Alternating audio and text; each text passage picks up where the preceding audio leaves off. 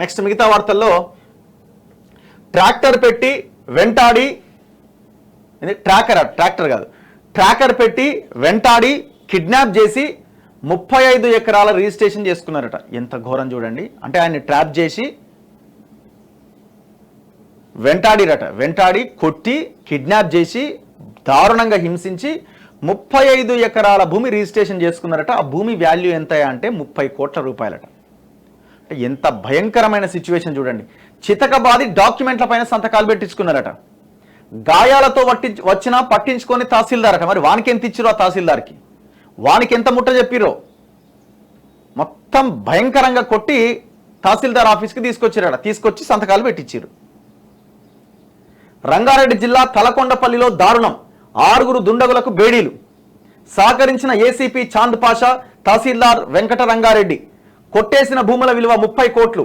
Kidnap sketch వెనుక గత సర్కార్లో కీలక నేత. ఆ నేత లేకపోతే ఎట్లా పని అవుతుంది? ఎవడో దుర్మార్గుడు ఉన్నాడు ఇలా. ఎంత భయంకరమైన విషయం అండి. అబ్బా చూడండి.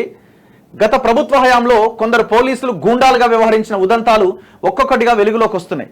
టాస్క్ ఫోర్స్ మాజీ డీసీపీ రాధాకిషన్ రావు ఓ హెల్త్ కేర్ సంస్థ యజమాని నుంచి బలవంతంగా ఇతరుల పేరిట షేర్లు మార్పిడి చేయించగా రంగారెడ్డి జిల్లా తలకొండపల్లి మండలంలో ఓ ఏసీపీ తహసీల్దార్ కిడ్నాపర్లకు సహకరించారు. ఇప్పుడు రాధాకిషన్ రావు అంటోడు ఒక హెల్త్ కేర్ కంపెనీ ఒక ఆయన పెట్టుకుంటే అది మంచి లెవెల్కి వెళ్ళింది. ఒక 200 కోట్ల టర్న్ ఓవర్కి వెళ్ళిందట. అయితే దాంట్లో ఒక 4 భాగస్వాములను ఎంటర్ చేస్తే వాళ్ళు ఈయనని లేపేసి దాన్ని ఆక్యుపై చేద్దామని ప్రయత్నం చేసిరట. అప్పుడు ఈయన అరే ఎట్లా ఇది దారుణం అవుతుందని పోలీసులను ఆశ్రయిద్దామని ఎవరినో కాంటాక్ట్ అయితే తీసుకుపోయి ఈ ముసలోడు రాధాకిషన్ రావు ముందు కూర్చోబెట్టినట. వీడు ఆ 4 కుమ్మక్కై మొత్తం ఆ కంపెనీ షేర్లన్నీ రాయించుకోండు. కిడ్నాప్ చేసి ఈడ కూడా 2 రోజులు కిడ్నాప్ చేసి. అట్లాంటిది ఈ ఘటన కూడా చూడండి. రంగారెడ్డి జిల్లా తలకొండపల్లి మండలంలో ఒక ఏసీపీ తహసీల్దార్ కిడ్నాపర్లకు సహకరించారు. ఒక వ్యక్తి దగ్గర నుంచి 35 ఎకరాల భూమిని అక్రమంగా రిజిస్ట్రేషన్ చేయించారు. ప్రభుత్వం మారడంతో ధైర్యం తెచ్చుకున్న బాధితుడు పోలీసులను ఆశ్రయించాడు. కేసు నమోదు చేసి దర్యాప్తు ప్రారంభించిన పోలీసులు 6 నిందితులకు బేడీలు వేయగా ఓ ఏసీపీ తహసీల్దార్ అరెస్టుకు రంగం సిద్ధం చేశారు.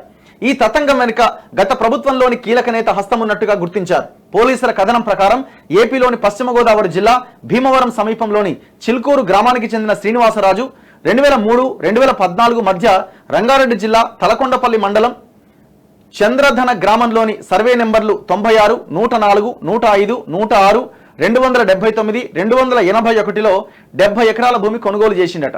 ప్రస్తుతం ఎకరా 80 లక్షల నుంచి ₹1 కోటి బలుకుతున్నది. దీంతో శ్రీనివాసరాజుతో కలిసి వ్యాపారం చేసిన సూర్యనారాయణ రాజు కన్ను ఆ భూములపై పడ్డదట. వాటిని కొట్టేసేందుకు గత ప్రభుత్వంలో ఒక ముఖ్య నేత సహకారంతో శ్రీనివాసరాజు కిడ్నాప్ కుట్ర పన్నీరట. ఏసీపీ సహకరించిండు, ట్రాకర్ ఏర్పాటు చేసిండు.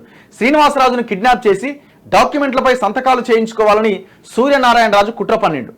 రెక్కీలు వేశారు. శ్రీనివాసరాజు సెల్ ఫోన్ ఆధారంగా కదలికలు ట్రాక్ చేసేందుకు హైదరాబాద్ సిసిఎస్ లో విధులు నిర్వహిస్తున్న ఏసీపీ చాంద్ పాషా సహకారం తీసుకున్నారు. అయితే సూర్యనారాయణ గ్యాంగ్ ఆ లొకేషన్ కు చేరుకునే లోపు శ్రీనివాసరాజు వెళ్లిపోయిందట. ఏసీపీ సూచన మేరకు సూర్యనారాయణ రాజు ఓ ట్రాకర్ను తెప్పించిందట. దాన్ని శ్రీనివాసరాజు కారుకు పెట్టిరట. చూసుకోరు ఇక కథ ఎట్లున్నదో. ఒక పరికరాన్ని తెచ్చి దాన్ని కారుకు పెట్టిరట. నవంబర్ 15వ తేదీన శ్రీనివాసరాజు కారు TS10 FC 6688లో శంకర్పల్లి మండలం కొడంగల్లో ఉన్న స్కూల్లో కుమారుణ్ణి దింపొస్తూ తాండా సమీపంలో ఆగిరట. ఫోన్లో తన భార్య సుశీలతో మాట్లాడుతూ ఉండగా సూర్యనారాయణ రాజుకు చెందిన వ్యక్తులు కిడ్నాప్ చేసి తర్వాతి రోజు వరకు నిర్బంధించి తీవ్రంగా గాయపరిచారు. నవంబర్ 16వ తేదీన శ్రీనివాసరాజుకు చెందిన 70 ఎకరాల్లో 30 ఎకరాలకు సంబంధించిన సేల్ డీడ్లను రూపొందించారు. భర్త ఫోన్ స్విచ్ ఆఫ్ అవ్వడంతో సుశీల అనుమానంతో తనకు వరుసకు అన్నయ్య అయ్యే సుబ్బరాజుకు సమాచారం అందించారు. ఆయన డైల్ 100కు ఫోన్ చేసి ఆ తర్వాత మోకిలా ఠానాకు వెళ్లి ఫిర్యాదు చేసిరట. ఈ రిజిస్ట్రేషన్ లో తహసీల్దార్ సహకారం ఉందట. కిడ్నాపర్లు గాయాలతో ఉన్న శ్రీనివాసరాజును భూముల రిజిస్ట్రేషన్ చేయించుకోవడానికి నవంబర్ 16వ తేదీన తలకొండపల్లి తహసీల్దార్ కార్యాలయానికి తీసుకెళ్లిరట. ఆ సమయంలో తహసీల్దార్ కట్టా వెంకట రంగారెడ్డి ఎన్నికల విధుల్లో భాగంగా కల్వకుర్తిలో ఉన్నాడట. ఆ రోజున రిజిస్ట్రేషన్ కోసం 12 స్లాట్లు మాత్రమే బుక్ అయినాయి.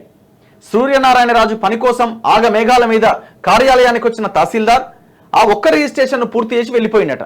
అంటే వాడు ఎంత ప్లాన్గా వచ్చిపోయిండో. రిజిస్ట్రేషన్ సమయంలో భూముల పాస్ పుస్తకం, విక్రేత పాన్ కార్డ్, ఆధార్ కార్డులు తప్పనిసరిగా సమర్పించాలి. అవేమీ లేకుండా శ్రీనివాసరాజు భూమిని సూర్యనారాయణరాజు అతని అనుచరుల పేరిట రిజిస్ట్రేషన్ చేయడం గమనార్హం. అంటే ఎలాంటి ఆధారాలు లేకుండా, మనలాంటి వాళ్ళు ఆధార్ కార్డు లేదు సార్ అని ఊరుకుంటారా? తీసుకురాపో అంటారు. శ్రీనివాసరాజు గాయాలతో ఉన్నా ఏం జరిగిందనేది ప్రశ్నించకుండా మిగతా నిందితులు సంతకాలు పెట్టాలని బలవంత పెడుతున్నా తహసీల్దార్ వెంకటరంగారెడ్డి తన పని కానిచ్చేశారు. దీనిపై తహసీల్దార్కు సూర్యనారాయణరాజు దాదాపు 10 లక్షలు ముట్టజెప్పారనే ఆరోపణలు ఉన్నాయి. కీలక నేత దర్యాప్తు నిల్లట. ఈ కిడ్నాప్ పర్వం వెనుక గత ప్రభుత్వానికి చెందిన ఒక కీలక నేత ఉండడంతో మోకిలా పోలీసులు ఫిర్యాదుపైన పెద్దగా స్పందించలేదనే ఆరోపణలు ఉన్నాయి. ప్రభుత్వం మారడం, గతంలో జరిగిన అక్రమాలను పోలీసులు సీరియస్ గా తీసుకుంటుండటంతో శ్రీనివాసరాజు సైబరాబాద్ పోలీసులను ఆశ్రయించాడు. దీంతో మోకిలా పోలీసులు దర్యాప్తును ముమ్మరం చేశారు. సూర్యనారాయణరాజు, రుద్రరాజు, బలరామరాజు, తూమటి ఉపేందర్ రెడ్డి, హరికృష్ణ కుమార్, నీలం లక్ష్మీనారాయణ, గోపిలను అరెస్ట్ చేసి రిమాండ్కు తరలించారు. నిందితుల్లో 4 సూర్యాపేటకు చెందిన వారే. ఎఫ్ఐఆర్లో ఏసీపీ చాంద్ పాషాను ఏవన్గా పేర్కొన్నారు. ఏసీపీ హైకోర్టును ఆశ్రయించి ముందస్తు బెయిల్ తెచ్చుకున్నట్టుగా తెలుస్తోంది. ఆయన పరారీలో ఉన్నట్లు మోకిలా పోలీసులు చెబుతున్నారు. అక్రమ రిజిస్ట్రేషన్కు సహకరించిన తహసీల్దార్ కట్టా వెంకటరంగారెడ్డిని విచారించేందుకు పోలీసులు సిద్ధమయ్యారు.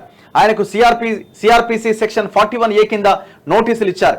త్వరలో తహసీల్దార్ను అరెస్ట్ చేయబోతున్నట్టుగా తెలుస్తోంది. గత ప్రభుత్వ కీలక నేతను కూడా విచారించే అవకాశాలున్నాయి. రిమాండ్లో ఉన్న నిందితులను కస్టడీలోకి తీసుకొని విచారిస్తే మరికొన్ని విషయాలు వెలుగులోకి వచ్చే అవకాశాలున్నాయని పోలీసులు భావిస్తున్నారు. మరి ఎవడో ఆ లీడరు, ఎక్కడోడో ఈ హైదరాబాద్ ఓడో లేకపోతే ఆ చుట్టుపక్కల కూడా ఉంటాడు. కల్వకుర్తి, నాగర్ కర్నూలు ఆ ఏరియా పరిధిలోకి వస్తుంది. మరి ఆ మహానుభావుడు ఎవరో, ఎంత ఘోరం చూడండి. అంటే ఇట్లాంటి కిడ్నాప్లు ఎన్ని అయినాయో. ఒక్కొక్కరుగా బయటకు వస్తున్నారు కానీ బయటికి రాని వాళ్ళ పరిస్థితి ఏంది? మళ్ళీ ఎందుకు నాయన పోతే పోయింది, నా సంపాదన బాగానే ఉంది, పోతే పోయింది, ఎన్ని ఎకరాలు పర్లేదని అనుకునే వాళ్ళు ఎంతమంది ఉన్నారు? ఈ కేసులు ఇవన్నీ నేనెందుకు తిరగాల, నేనెందుకు బయటపడాలని.